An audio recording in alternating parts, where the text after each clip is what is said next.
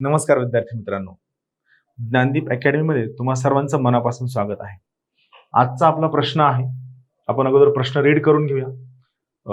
थोडंसं प्रश्न सोपा असू वाटू शकतो, पण उत्तर थोडंसं इंटरेस्टिंग असणं गरजेचं आहे. कारण या टाईपच्या प्रश्न आपण जे टिपिकली एक्सपेक्ट करतो की कारणं सांगा, परिणाम सांगा, सकारात्मक बाबी सांगा, नकारात्मक बाबी सांगा. तर असा न होता हा प्रश्न सरळ सरळ आपल्या डे टू डे लाईफला इन्फ्लुएन्स करणारा एक प्रश्न आहे, जो आपला कॉमन सेन्सचा प्रश्न आहे.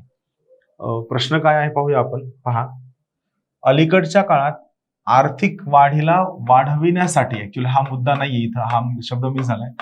आर्थिक वाढीला वाढविण्यासाठी कामगाराच्या क्रियाकलापामध्ये म्हणजे काय, लेबर ऍक्टिव्हिटीमध्ये वाढ झालेली आहे. या वाक्याचा अर्थ काय होतो, तर आजकालच्या परिस्थितीमध्ये जी आर्थिक वाढ झाली आहे, या आर्थिक वाढीच्या मागचं सगळ्यात मेन कारण काय आहे, कामगारांच्या क्रियाकलापामध्ये झालेली वाढ म्हणजे काय, लेबर ऍक्टिव्हिटीमध्ये झालेली वाढ. ते विधान तुम्हाला स्पष्ट करायचं. पहा, आता या पर्टिक्युलर केसमध्ये हा जो प्रश्न आहे, या प्रश्नामध्ये 2 डायमेन्शन क्रिस्टल क्लिअर मांडलेले आहेत. हा या प्रश्नाचा पहिला पार्ट आहे. दुसरा पार्ट काय आहे, मग श्रम उत्पादकतेशी म्हणजे लेबर प्रोडक्टिव्हिटीशी कोणतीही तडजोड न करता अधिक रोजगार निर्मिती होईल असा ग्रोथ पॅटर्न, विकासाचा पॅटर्न सुचवा किंवा वाढीचा पॅटर्न सुचवा. वाढ कशी होऊ शकते पॅटर्न तुम्हाला सुचवायचा आहे. सो या प्रश्नामध्ये 2 कॉम्पोनेंट आहेत. आपण याचं उत्तर समजून घेऊया. इंग्लिशमध्ये सांगतो, economic growth in the recent past has been led by increase in labour activity.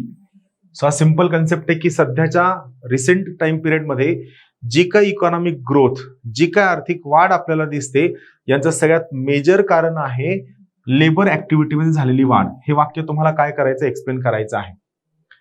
मग explain the statement, suggest the growth pattern. Growth pattern म्हणजे काय, वाढीचा एक पद्धत की ज्यामुळे जास्त जॉब निर्माण तर होतीलच, पण सोबतच काय आहे, कोणत्याही प्रकारची लेबर प्रोडक्टिव्हिटी कॉम्प्रोमाइज होणार नाही, हे तुम्हाला एक्सप्लेन करायचं. हे 2 सगळ्यात सिंपल पार्ट आहेत. या टाईपच्या प्रश्नांमध्ये लक्षात घ्या, खूपदा असं होतं की आपण एकाच प्रश्नावरती फोकस करतो, दुसऱ्या प्रश्नाला आपण ऍड्रेस करत नाही आणि मग आपल्याला मार्क्स येत नाही. सो हा प्रश्न काय म्हणतो समजून घ्या, लक्षात घ्या. या प्रश्नामध्ये लोकस जो आहे, आर्थिक वाढ हा लोकस आहे, इकॉनॉमिक ग्रोथ हा लोकस आहे. फोकस 2 आहेत.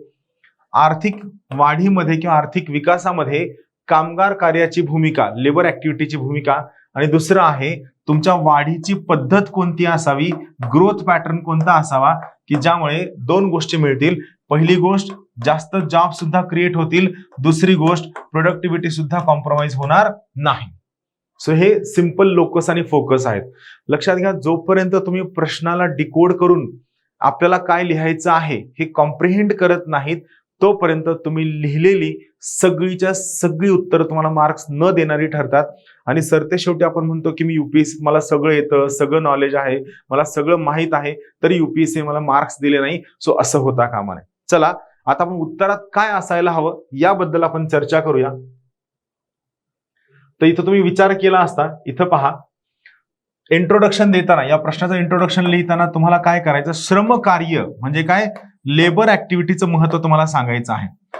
का सांगायचं आहे, तर या प्रश्नामध्ये जे 2 महत्वाचे कॉम्पोनेंट आहेत, सगळ्यात पहिला कॉम्पोनेंट आहे श्रम कार्यामुळे होणारी आर्थिक वाढ, दुसरा कॉम्पोनेंट आहे तुमचा ग्रोथ पॅटर्न कसा असावा की ज्यामुळे जास्त जॉब निर्माण होतील आणि प्रोडक्टिव्हिटी कॉम्प्रोमाइज होणार नाही.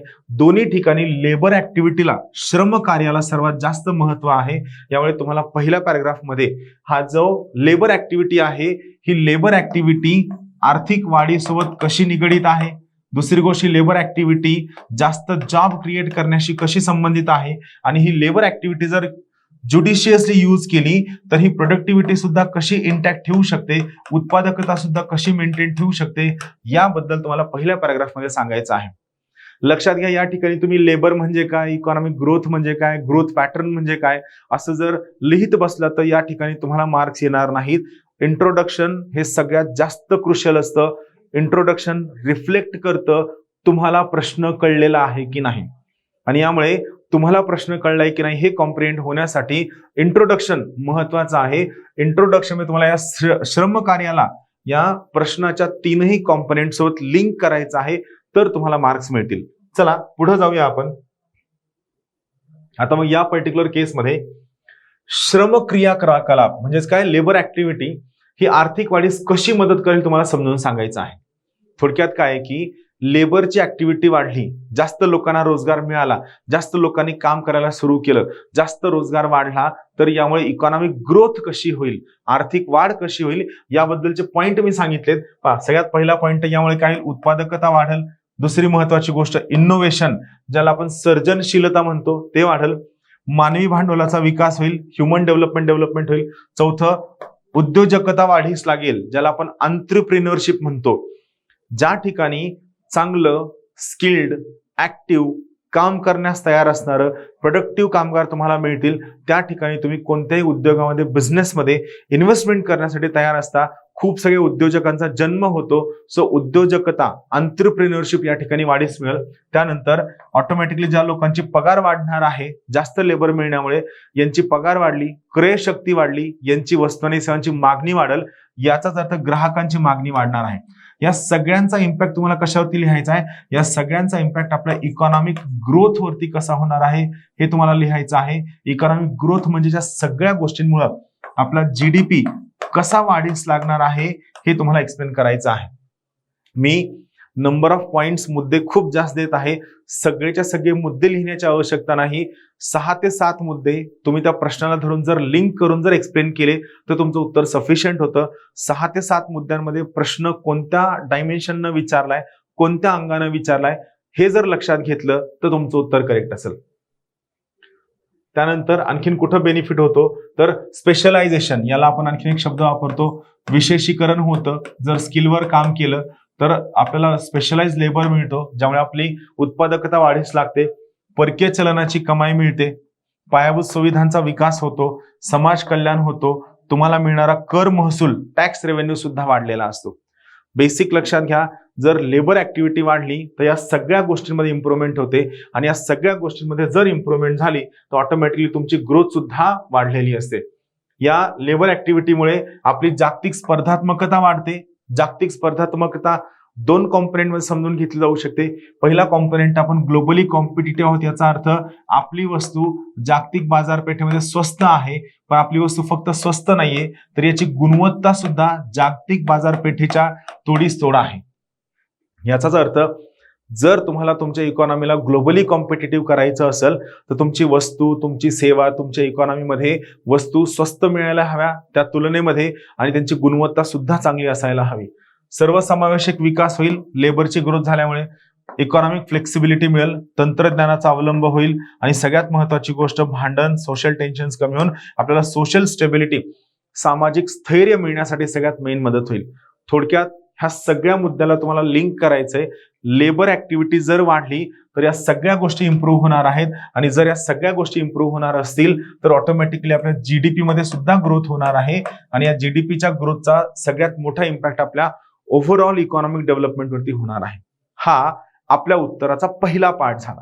आता आपल्या उत्तराचा दुसरा पार्ट काय आहे तर या ठिकाणी लक्षात घ्या, दुसरा पार्ट काय आहे, आपण आपली ग्रोथ घेत असताना, आपली ग्रोथ होत असताना आपल्या वाढीचा पॅटर्न कोणता असावा, कोणती पद्धत असावी की ज्यामुळे 2 टार्गेट अचीव्ह होतील.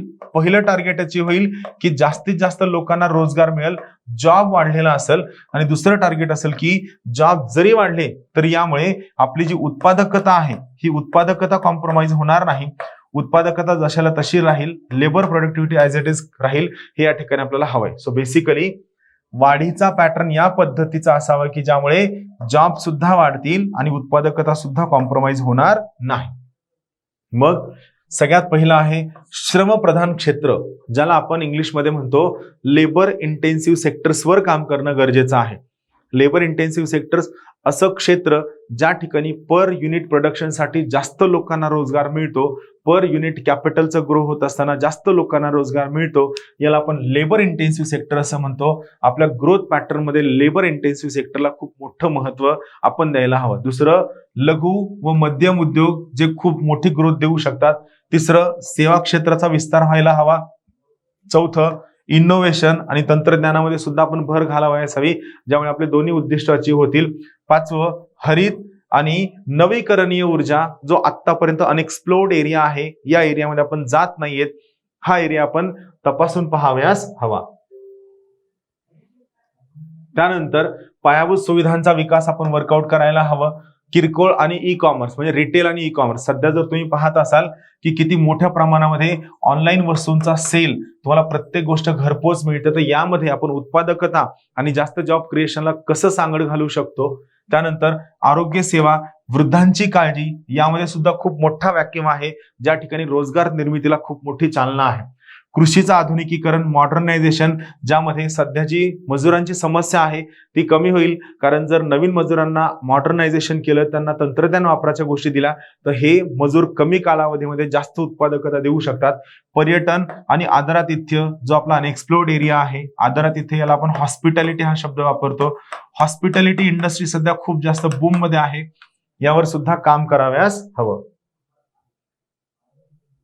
त्यानंतर शिक्षण आणि कौशल्य विकास, सर्जनशीलता आणि सांस्कृतिक उद्योग, कल्चरल इंडस्ट्रीमध्ये सुद्धा आपण काम करावयास हवं. प्रगत उत्पादन, थोडक्यात काय, हे इंग्लिशमध्ये शब्द जास्त करेक्ट आहे, ऍडव्हान्स्ड मॅन्युफॅक्चरिंग, म्हणजे मॅन्युफॅक्चरिंग सेक्टरमध्ये आपण कुठंतरी चीन आणि जपान यांच्या तोडीस तोड आपल्या इकॉनॉमीत जर वर्कआउट केलं, तर आपण वस्तू स्वस्त करू शकतो, जास्त जॉब देऊ शकतो, उत्पादकता मेंटेन ठेवू शकतो.